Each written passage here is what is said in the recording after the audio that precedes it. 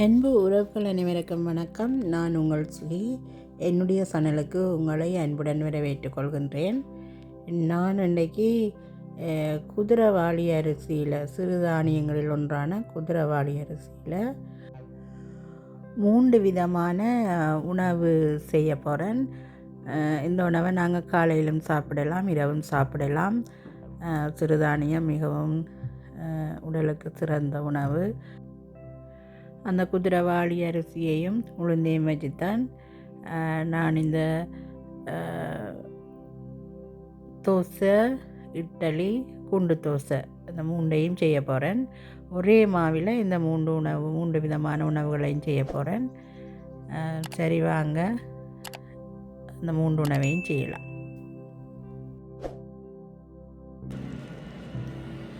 இப்போ நான் இந்த கப்பால் 3 கப் குதிரைவாலி அரிசி எடுக்கிறேன்.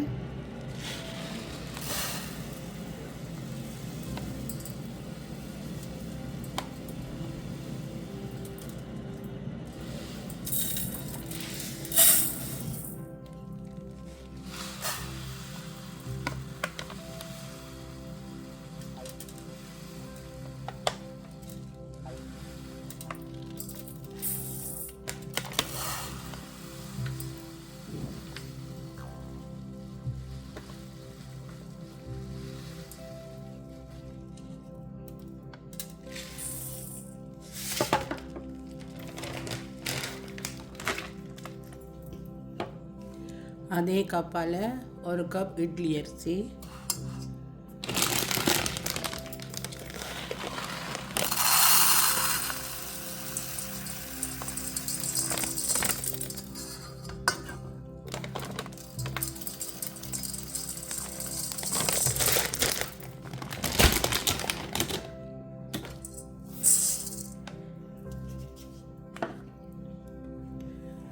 இது 2ஐயும் முதல்ல நல்லா கழுவுறேன்.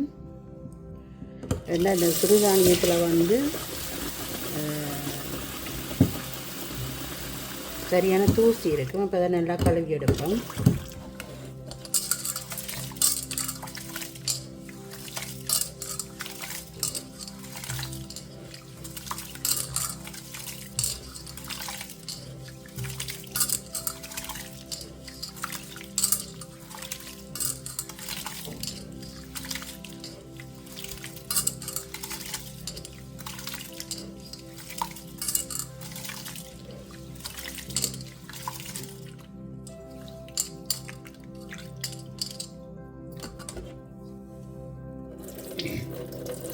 பாருங்க, தண்ணியில் கலராக பாருங்க எவ்வளவு டஸ்ட்டாக தூசாக இருக்குன்னு சொல்லி.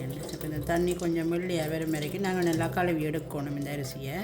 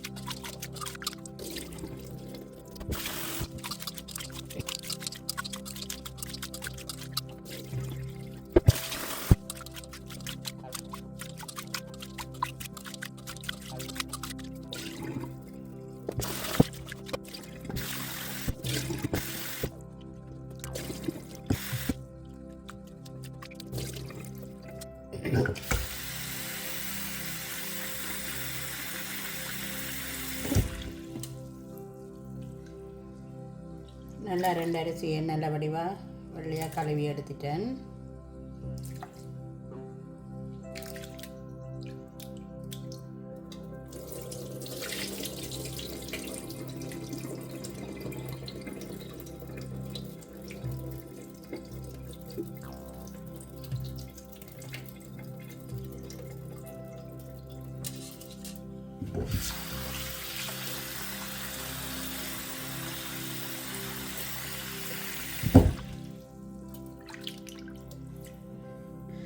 பாருங்க, இந்த தண்ணியை முதல் இருந்ததுக்கும் இப்போ இருக்கிறதுக்கும் அவ்வளோ வித்தியாசம் உண்டு.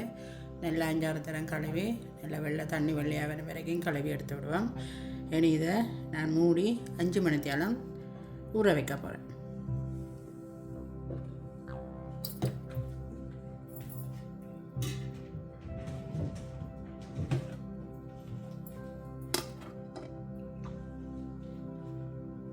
அரிசி எடுத்த அதே கப்பாலேயே 1 கப் உளுந்து எடுக்கிறேன்.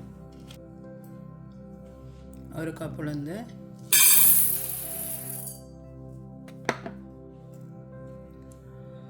1 தேக்கரண்டி வெந்தயம். இதையும் 2 நல்லா கழுவுவோம்.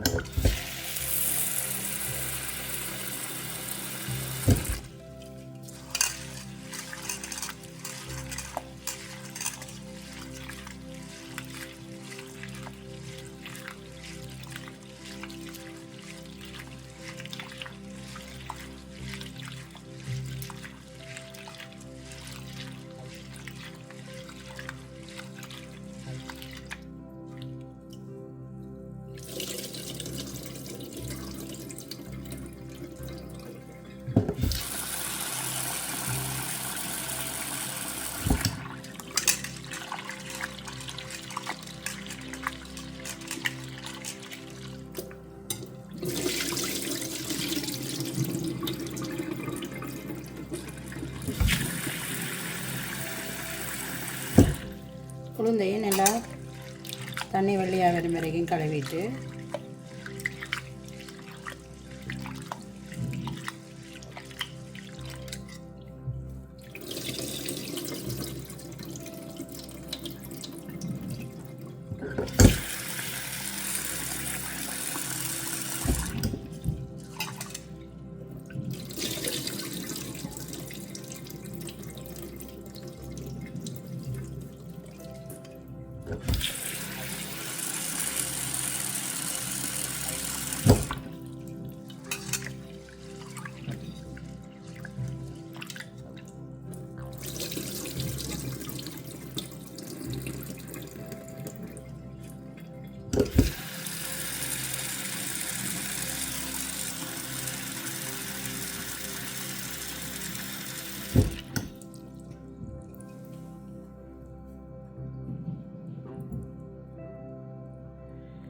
இதையும் அப்படியே நாங்கள் மூடி ஊற வைப்போம்.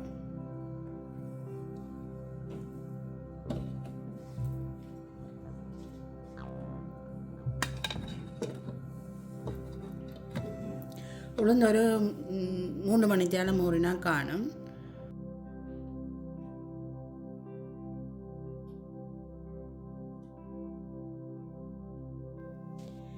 இப்போ ஊற வச்ச அரிசியிலையும் உளுந்தையும் அரைச்சி எடுத்துக்கொள்கிறேன்.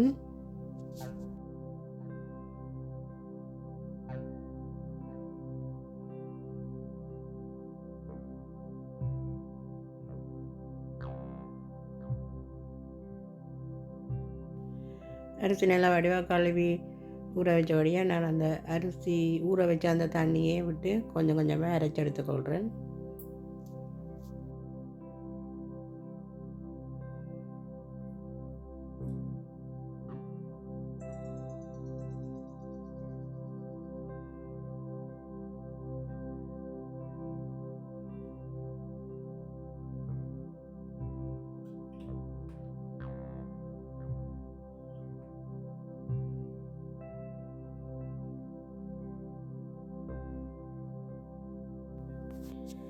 அரிசி எல்லாம் அரைச்செடுத்தாச்சு. இப்போ ஊற வச்ச உளுந்தை போட்டு அரைச்செடுக்கிறேன்.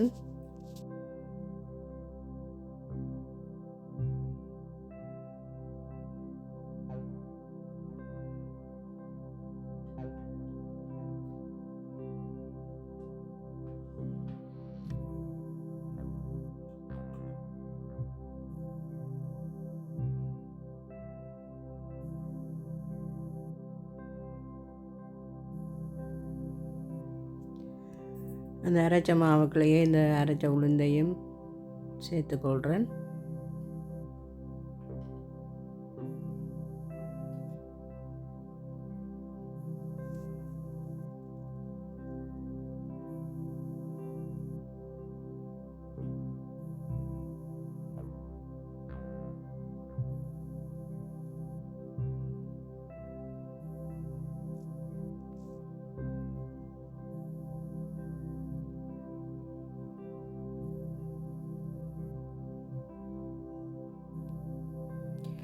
இப்போ ஊற வச்ச உளுந்து அரிசி எல்லாத்தையும் அரைச்சி எடுத்துகிட்டு வந்துட்டேன். நல்லா கையை கழுவிட்டு நல்லா கலந்து விடுவேன். அந்த உளுந்தையும் அரிசியையும் நல்லா கலந்து விடுறேன்.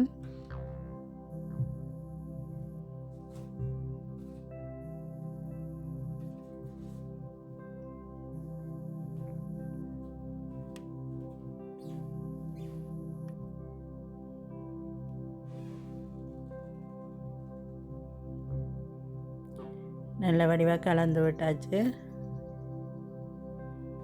இனி இதை மூடி 8 மணித்தியாலத்துக்கு மேலே, இப்போ நாங்கள் ஊர்லேருந்து 8 மணித்தியாலத்துக்கு மேலே புளிக்க வைக்கலாம். இங்கே கனடாவில் குளிரண்டபடியால் கிட்டத்தட்ட எங்களுக்கு 10-12 மணித்தியாலம் வேணும் புளிக்கிறதுக்கு. எனக்கு இப்போ இந்த புளிக்க சரியாக 12 மணித்தியாலத்துக்கிட்ட எடுத்துருக்கு. பாருங்கள் எப்படி புளிச்சு வந்திருக்கேன்னு.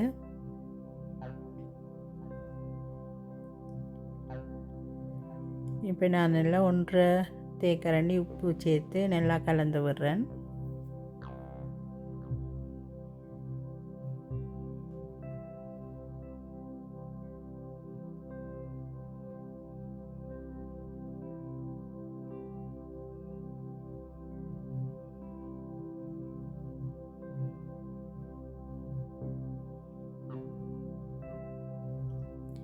அவ்வளோதான்.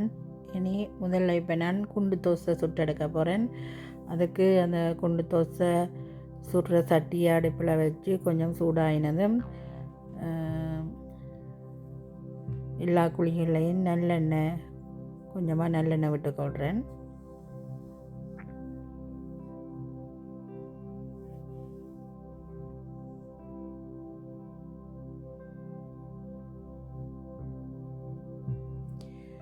தோசைக்கு நல்லெண்ணெய் அல்லது நெய் பாவிக்கிறது தான் நல்லம். நெய் விரும்பினால் நெய் பாவிச்சு கொள்ளலாம். நான் நல்லெண்ணெய் பாவிச்சு கொள்கிறேன். பாருங்க எல்லா குழிகள்லையும் இப்போ மாவை விட்டு ஒரு 3 நிமிஷம் நான் இந்த மாவை வேக விடுறேன். அதுவும் மெல்லிய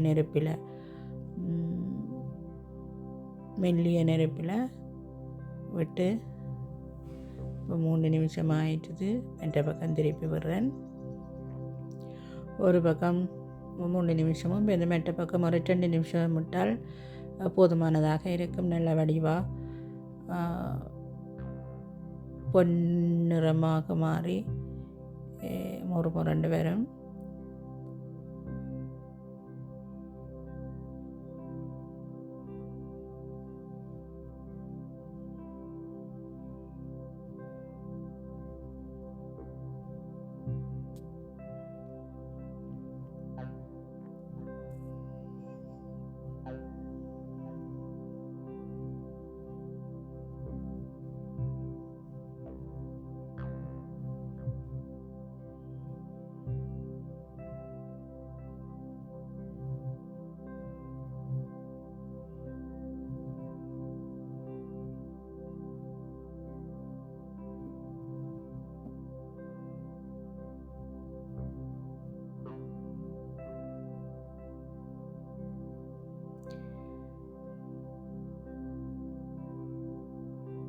பாருங்க மற்ற பக்கம் திருப்பி விட்டு 2 நிமிஷம் ஆயிட்டுது. அடுத்த பக்கமும் நல்ல பொன்னிறமாக வெந்து வந்திருக்கு. இப்போ நான் இதை 1-2 முள்ளுக்கரண்டியால் அப்படியே எடுக்கிறேன்.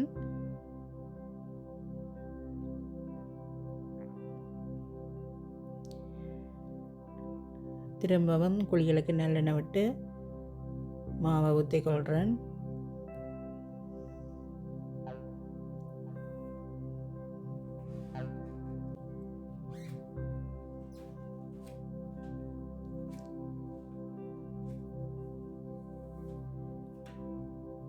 முதல் முறை மாதிரியே குண்டு தோசையில் சுட்டெடுக்கிறேன். இப்போ நாங்கள் 2ஆம் தடவை முத்தைக்கில் 2-3 நிமிஷம் விட தேவையில்லை. ஒரு 2 நிமிஷத்துக்குள்ளேயே முதல் 2 நிமிஷமும் திருப்பி போட்டு 1 நிமிஷத்தாலேயும் எடுத்துக்கொள்ளலாம். ஏன்னா சட்டி நல்லா சூடாக இருக்கும்.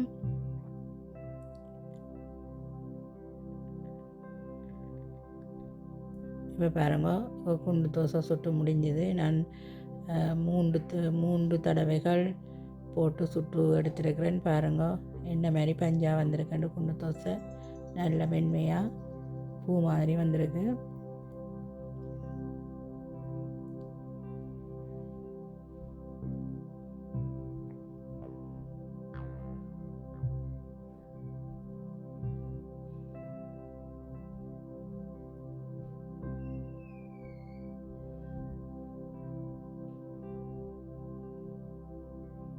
பாருங்க அவ்வளோ மென்மையாக இருக்குன்னு.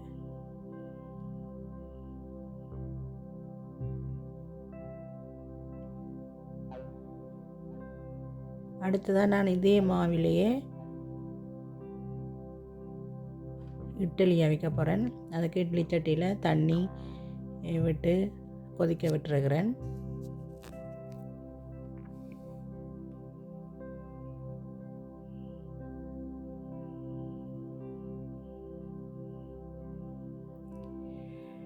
இப்போ தட்டுகளுக்கு எண்ணெய் பூசிட்டு அந்த மாவை அந்த தட்டுகளில் விட்டு அவிச்செடுக்க போகிறேன்.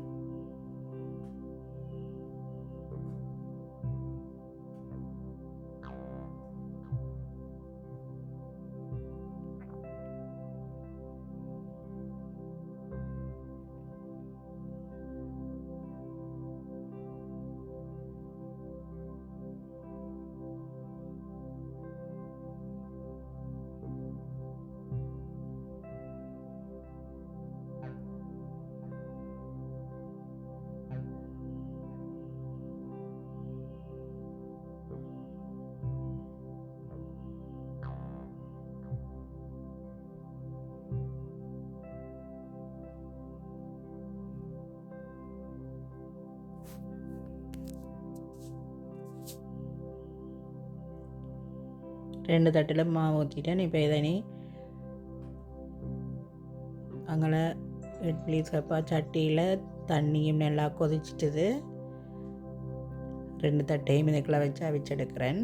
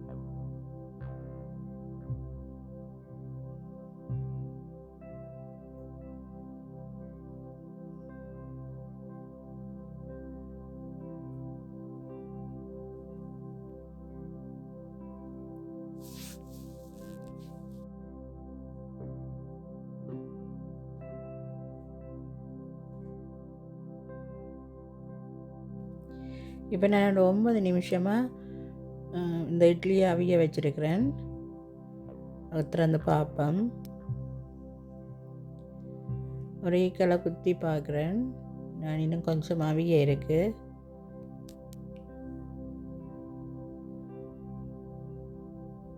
மூடி இன்னொரு 10 நிமிஷம் அவிய விடுவோம்.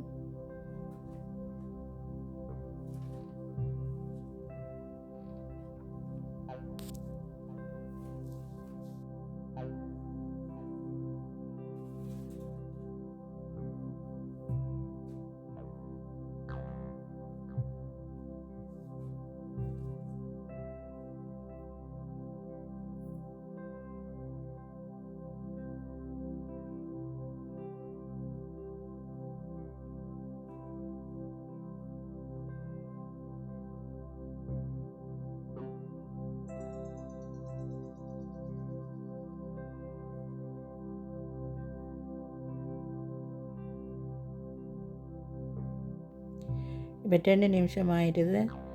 திறந்து திருப்பி குத்தி பார்ப்போம். ஒட்டையில் இட்லி நல்லா அவிஞ்சிட்டுது. மொத்தமாக நான் 11 நிமிஷம் இந்த குதிரைவாளி இட்லியை அவிய விட்டுருக்கிறேன். பாருங்க இப்படி சட்டியில் ஒட்டாமல் நல்ல அழகாக எப்படி வருகுதுண்டு.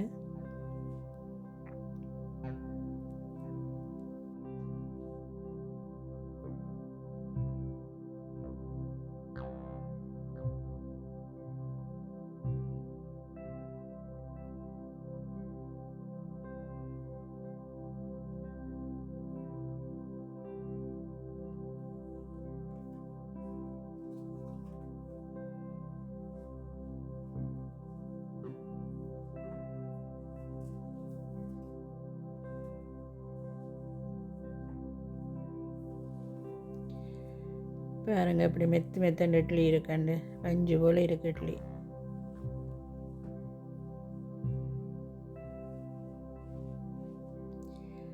சரி, இப்போ இட்லியும் செய்யிட்டேன். இனி அதே மாவில் இப்போ தோசை ஊற்ற போகிறேன். அதுக்கு தோசைக்கல்லை வச்சு வழமையாக நாங்கள் தோசை ஊற்றுற மாதிரி அளவான மாவை எடுத்து ஊற்றி அப்படியே பரவிட்டு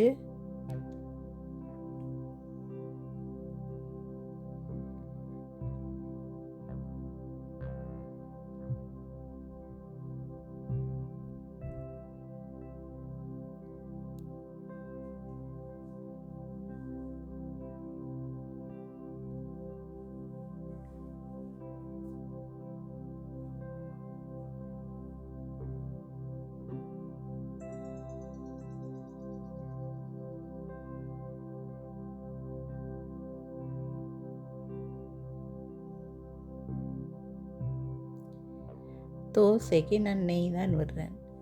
குண்டு தோசைக்கு நல்லெண்ணெய் விட்டேன் நான். இப்போ தோசைக்கு நெய் விட்டு சுட்டெடுக்க போகிறேன்.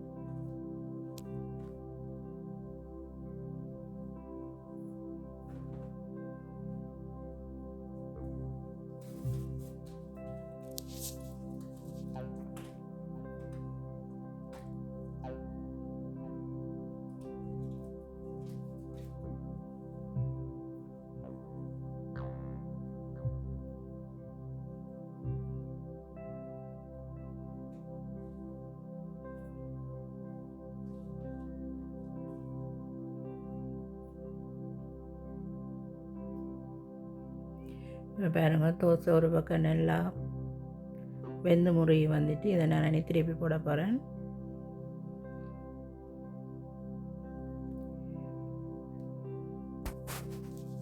குதிரைவாளி அரிசியில் எங்களோட மொறு தோசை தயாராகிட்டுது.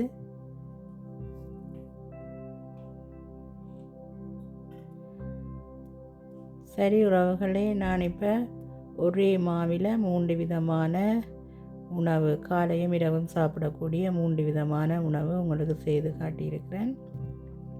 இதே மாதிரி நீங்களும் செய்யுங்க. எப்படி வந்ததுன்றதை என்னுடைய கருத்து பட்டியலில் தெரிவியுங்கோ. மீண்டும் இன்னொரு காணொளியில் உங்களை சந்திக்கும் வரை நன்றி, வணக்கம்.